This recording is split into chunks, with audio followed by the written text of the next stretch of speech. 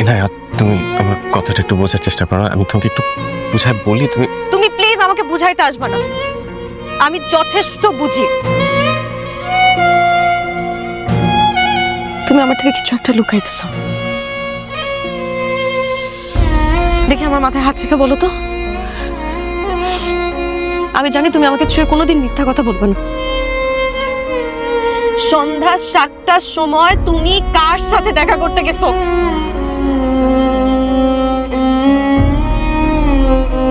সন্ধ্যা 7টার সময় আমি আমার ফ্রেন্ডের সাথে দেখা করতে গেছিলাম।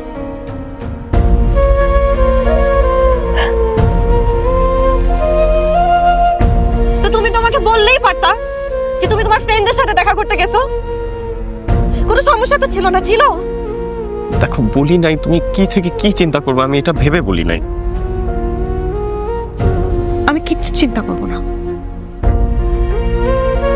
তুমি যদি যে এখন আরেকটা বিয়েও করো, আমি কিচ্ছু চিন্তা করবো না।